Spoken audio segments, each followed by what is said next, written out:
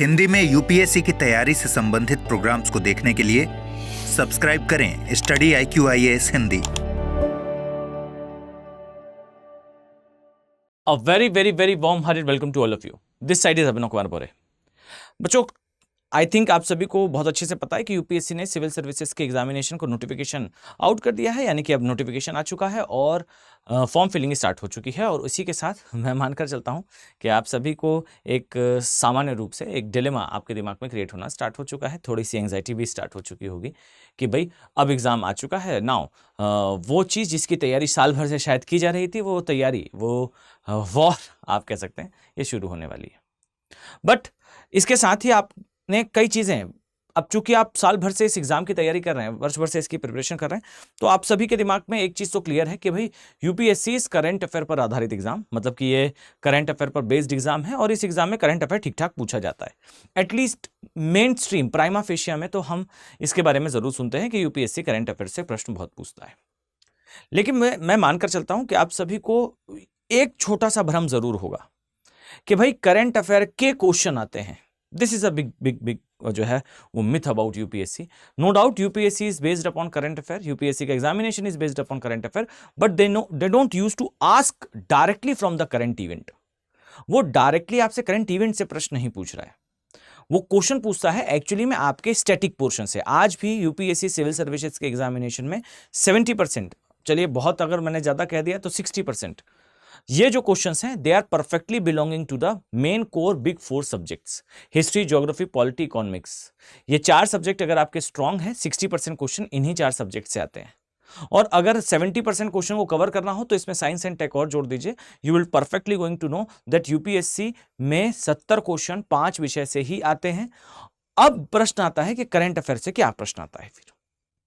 तो बच्चों, जो चीजें करंट में रहती हैं, फॉर एग्जाम्पल नया कोई, मान लीजिए कोई साइबर अटैक कहीं होता है, तो साइंस एंड टेक के किस पोर्शन में आप साइबर अटैक के बारे में पढ़ते हो, मालवेयर के बारे में पढ़ते हो या सॉफ्टवेयर के बारे में पढ़ते हो, किस तरीके से वो प्रोपोगेट करता है, कैसी उसकी फायरवॉल्स डिजाइन होती हैं, या फिर उसका टेक्निकल पोर्शन नहीं तो कम से कम उसका अप्लाइड पोर्शन तो आप पढ़ते ही हैं।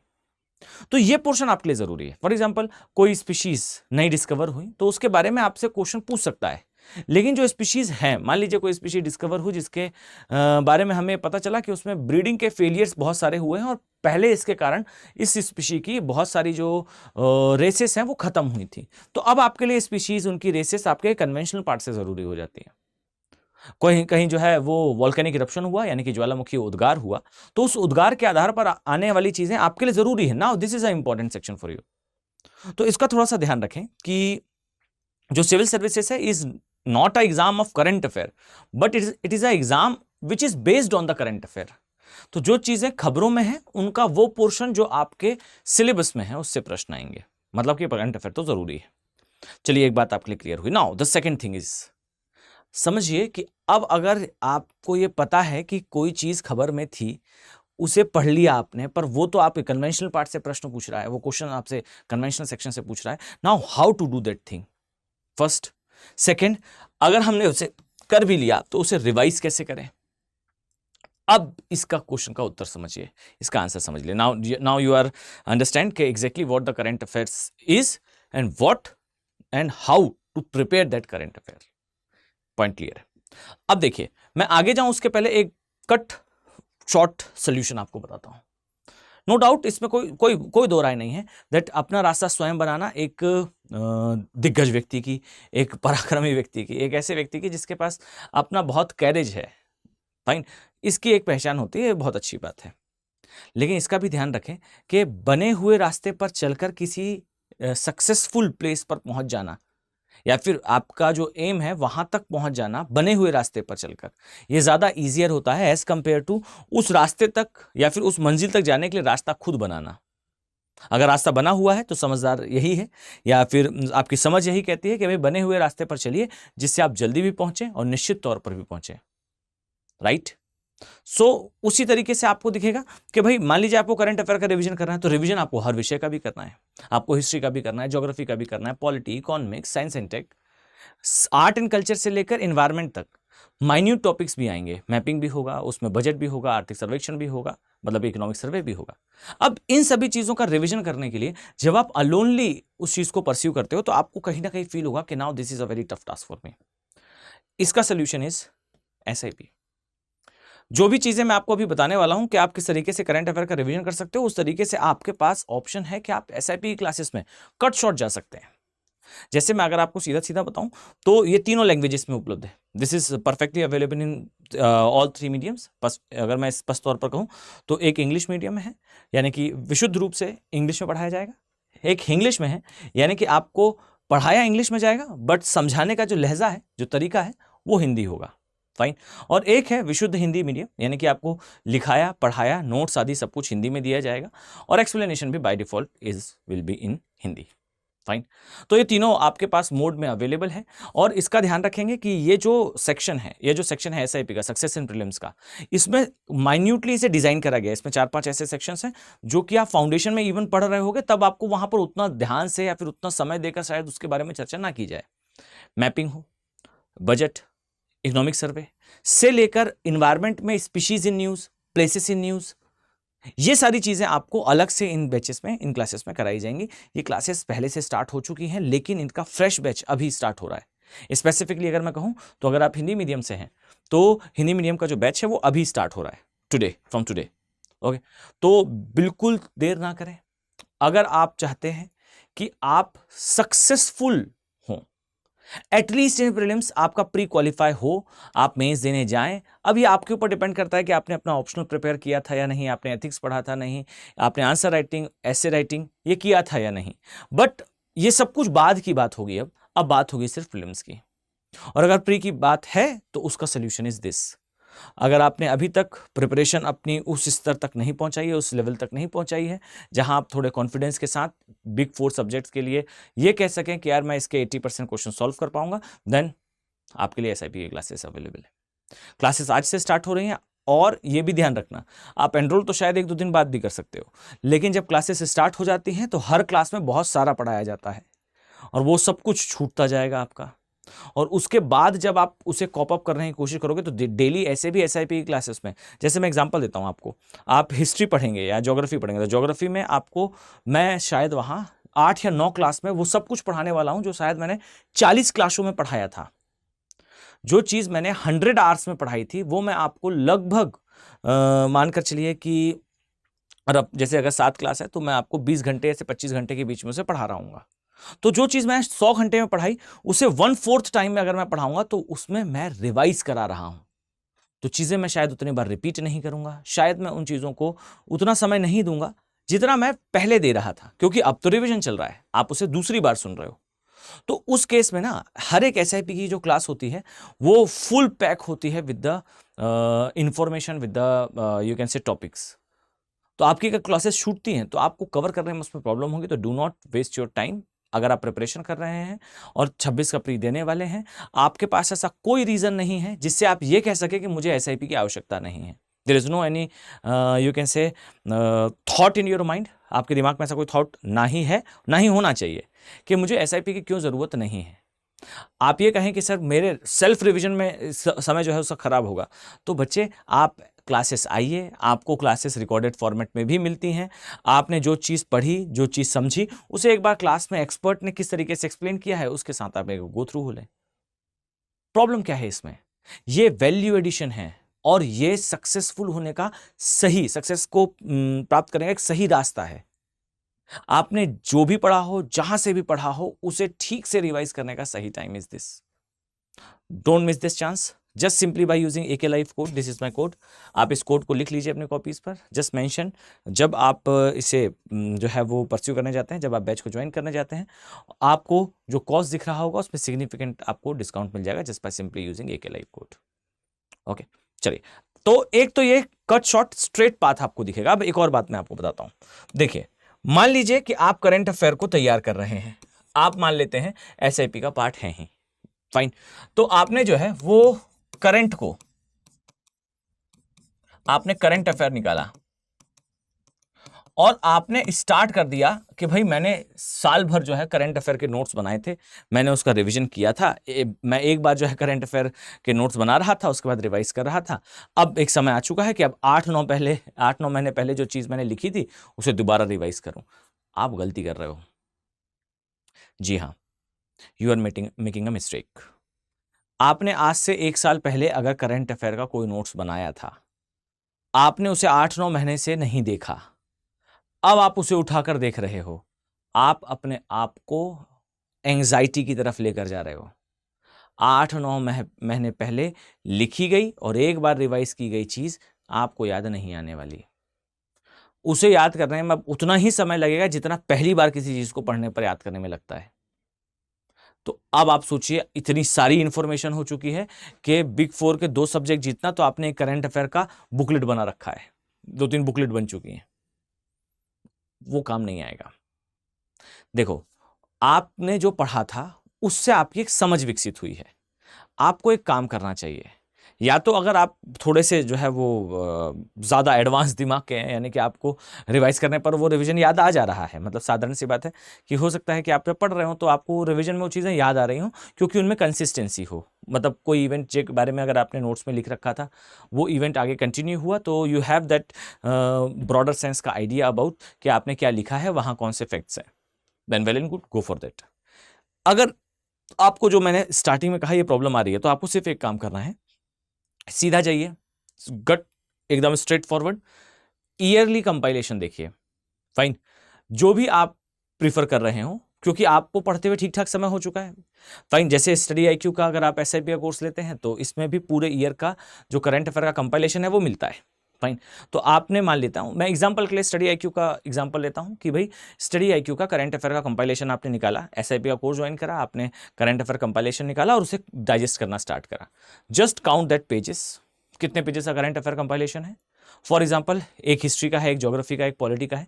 तो आपने ज्योग्राफी का निकाला, आपने डिसाइड कर लिया कि प्री आने से पहले, कम से कम प्री के 10 दिन पहले, मैं मानकर चल रहा हूँ कि डेट शायद 24 या 25 मई के आसपास है, मैं थोड़ा सा कंफ्यूज हूँ, आप उसे रिकरेक्ट कर लीजिएगा। 24-25 मई के आसपास पेपर होना है। 10 दिन पहले मैं करंट अफेयर को पूरा रिवाइज कर खत्म कर देना चाह रहा हूँ, तो मैं टारगेट रखता हूँ लगभग 10 मई का। और 10 मई से पहले आज की तारीख से मैंने डे डिसाइड कर लिए, जितने मेरे सब्जेक्ट्स हैं उतने सब्जेक्ट्स के अकॉर्डिंगली मैंने हिस्ट्री, ज्योग्राफी, पॉलिटी, इकोनॉमिक्स को ऐसे डिवाइड करा। अब जो हिस्ट्री है, मैंने उसकी बुकलेट निकाली, उसे करंट अफेयर की रिवीजन की। मैंने डिसाइड कर रखा है कि मेरे दिन में जो है वो मॉर्निंग का जो आर है, मान लीजिए मैं 7 o'clock से पढ़ने बैठता हूँ, 11 बजे तक मैं अपने करंट अफेयर की बुकलेट्स को डाइजेस्ट करूंगा। मैंने डिसाइड कर लिया कि सुबह 7 बजे से 11 बजे के बीच में डेली 5 दिन के अंदर मुझे ये बुकलेट खत्म करनी है। और ये जो बुकलेट मुझे खत्म करनी है, इसमें मान लेते हैं 150 पेजेस हैं। 150 pages divided by 5 days, simply 30 pages per day. और 30 पेजेस मुझे खत्म कर लेने हैं, या फिर 20 पेजेस मुझे खत्म कर लेने हैं। अब वो जो 20 पेजेस हैं वो मुझे पर डे के अकॉर्डिंगली कंप्लीट करना है। मैंने आवर्स डिसाइड कर रखे हैं, मैंने 4 आवर देना है इसमें, तो 1 घंटे में मुझे सिर्फ 4 पेज रिवाइज करना है। तो माई टारगेट विल बी एकदम फाइन एंड स्ट्रिक्ट दैट 1 घंटा 4 पेजेस रिविजन के साथ आगे बढ़ो। तो इस तरीके से आप जो है, अगर आपने प्रीवियसली जो करंट अफेयर तैयार किए थे, उन करंट अफेयर्स को देखने पर आपको ऐसा महसूस हो रहा है कि वो आपका माइंड रिकॉल नहीं कर पा रहा है, in that case you can go for that. Fine, कि आप करंट अफेयर का कंपाइलेशन लें, उन कंपाइलेशंस को आप जो है गो थ्रू करें। और ये याद रखो कि आपको अभी सुनकर लग सकता है कि सर पर डे 20 पेजेस पर जो है वो 20 पेजेस पर आर 4-5 पेजेस को याद करना तो बड़ा कठिन काम है। नहीं है। फाइन, क्योंकि आप साल भर से तो पढ़ ही रहे हैं, तो जो इवेंट्स उसमें लिखा हुआ है बच्चे, उसके बारे में आपने कहीं ना कहीं पढ़ा है, उसका हेड एंड टेल आप जानते हो। This is not a new concept, मतलब this is not a day when you are reading that concept first time in your life. At least you have a broader idea about what the concept is, what the event was, and what the head and tail of that event, or what the head and tail of the पूरा sequence of that event. तो आपको idea भी है, आप पहली बार नहीं पढ़ रहे हो, तो आपको जल्दी चीजें ग्रैब होंगी। और 80% चीजें ऐसी ही हैं, आप मानकर चलिए कि 80% चीजें आपको करंट अफेयर के कंपाइलेशन में ईयर लॉन्ग जब आप देखते हो और साल भर आपने पढ़ा होता तो ये दिखता है आपको। ठीक है, तो ये एक चीज परफेक्ट है कि अगर वो चीज आप रिकॉल नहीं कर पा रहे हो तो ये आपका बात है। नाउ एक और चीज पर आते हैं, करंट अफेयर। अब आपने ये देख लिया कि भाई आप इसका रिवीजन कैसे कर सकते हो। Now my second question of this is that अगर आप करंट अफेयर पढ़ ही रहे हो, फाइन, तो कोई सेक्शन तो ऐसा होगा ही जिस सेक्शन पे आपको ज्यादा एम्फेसाइज, ज्यादा जो है वो फोकस रखना चाहिए। मैं 3 सेक्टर आपको बताता हूं। आपको सबसे इंपॉर्टेंट सेक्टर मिलेगा विल बी आपका पॉलिटी। मैं ज्योग्राफी कहने वाला था but most important is polity. देखो, पॉलिटी के लिए हमेशा याद रखना that UPSC will always ask you about the polity का question in much easier manner as compare to geography, as compare to economics, as compare to history. Polity का section is easier. 2 reason है। First, जो polity है, polity के section में उसका एक prime source है लक्ष्मीकांत से वो प्रश्न पूछता है, क्वेश्चंस पूछता है। लक्ष्मीकांत का रिवीजन करते हो, आपको पिन पॉइंट सीधे सीधे क्वेश्चन मिलते हैं। तो पॉलिटी का सेक्शन, एक तो उसका सोर्स बहुत आपको जो है वो फ्रूटफुली क्वेश्चंस दे देता है। सेकंड, इसका करंट अफेयर भी काफी ज्यादा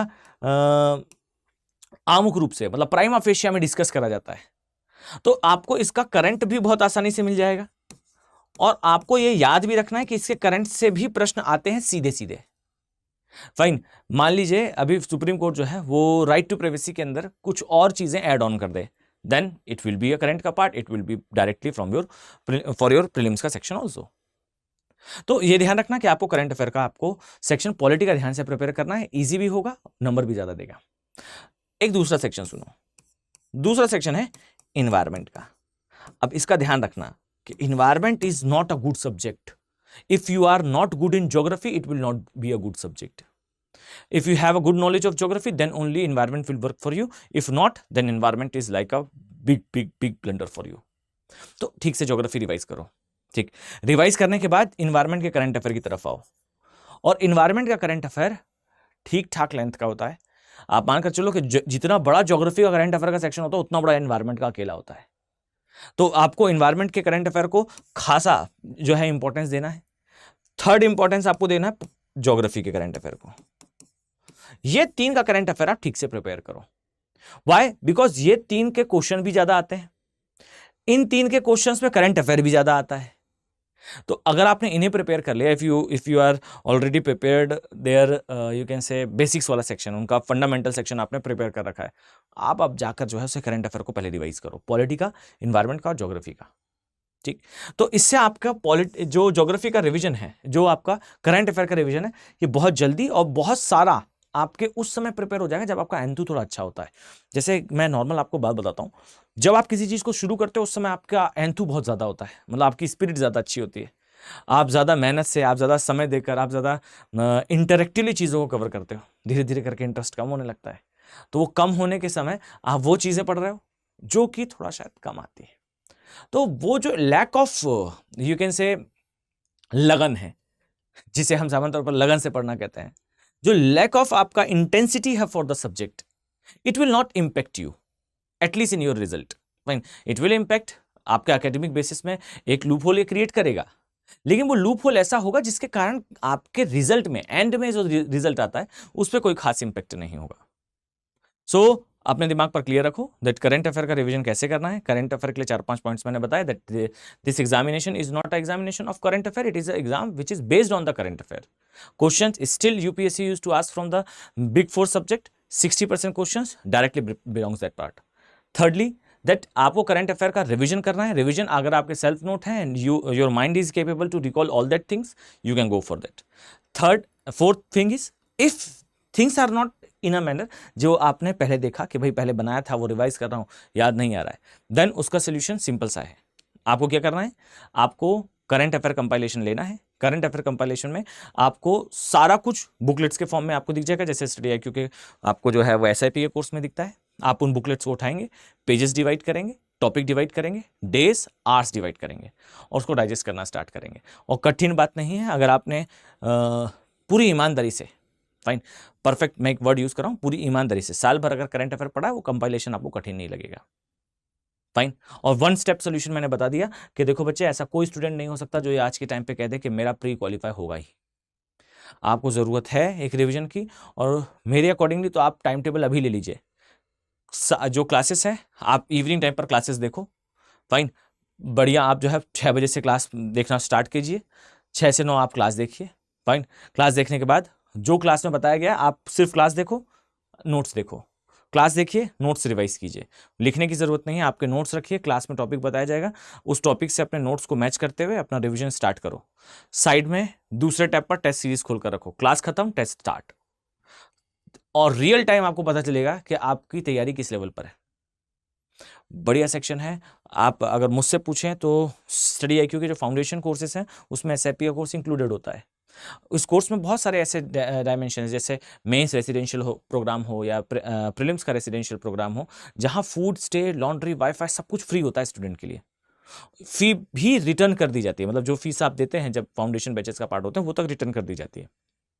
बट स्टिल इन सारे डायनामिक फीचर्स के बीच में मुझे एसआईपी सबसे बेहतर लगता है। मतलब अगर आप मुझसे पर्सनल लेवल पर पूछो, देखो बाकी की चीज़ें भी हैं वो तो ग्रेट है ही, मैं उस पर दो राय, मतलब मैं ये नहीं कह रहा हूँ कि उनकी ग्रेटनेस में कुछ कमी है, लेकिन अगर एक स्टूडेंट के बिहाफ में थोड़ा सेल्फिश होकर सोचा जाए, मतलब मैं ऐसा सोचूं कि मैं एक स्टूडेंट हूँ, तो मुझे ऐसा लगेगा कि SIP is the best. Why? Because साल भर जो आपने मुझे पढ़ाया आप उसे शायद 1 माह 2 माह में मुझे दोबारा पूरा कवर कर दोगे।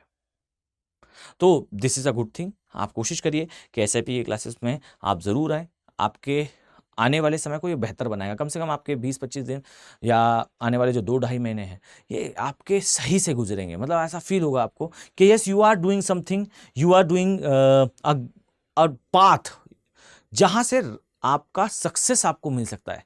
बुरा ये नहीं है कि कोई स्टूडेंट जो है शायद फेल हो जाए, मतलब साधारण सी बात है, 1000 बच्चों की पोस्ट है, 1000 बच्चों का सिलेक्शन होना है, बाकी के स्टूडेंट्स को शायद अगले वर्ष ट्राई करना पड़ेगा। ये तो ब्रूटल रियलिटी है। लेकिन बुरा ये होता है जब आपको ये फील हो कि मैं इसे कर सकता था, ये प्री निकल जाता, अगर ये मिस्टेक ना होती तो वो जो है वो जन्म देगा आपके अंदर एक अफसोस को।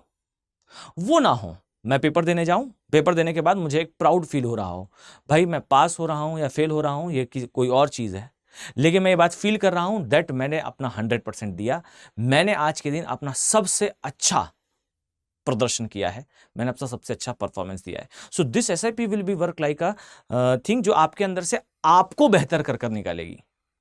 आपको कहीं डिससेटिस्फेक्शन नहीं रह जाएगा कि मैं इससे बेहतर कुछ कर सकता था। जो मैं कर सकता था बेस्ट वो मैंने किया क्लासेस के साथ। मैं उम्मीद कर रहा हूं कि बच्चे आपको मेरी बात समझ आई होगी। Just simply by using AK live code आप इस कोर्स का हिस्सा बन सकते हो। डिस्क्रिप्शन बॉक्स में लिंक दिया हुआ है, कुछ नहीं करना है, डिस्क्रिप्शन बॉक्स के लिंक क्लिक करेंगे, आप ऐप पर चले जाएंगे, वेबसाइट पर जाएंगे, सीधे इस पेज पर जो है वो आप लैंड करेंगे, आपको वहां से इसे एनरोल कर लेना है, कोड अप्लाई कर दीजिएगा, मिनिमम कॉस्ट देखने को मिलेगा। ओके, चलिए नेक्स्ट क्लास में मिलते हैं। अपने स्वास्थ्य का बहुत अच्छा ध्यान रखिए, बढ़िया से पढ़ाई करिए, स्वस्थ रहें, मस्त रहें। Thank you, have a nice day. Hindi में यूपीएससी की तैयारी से संबंधित प्रोग्राम्स को देखने के लिए सब्सक्राइब करें स्टडी IQ IAS हिंदी।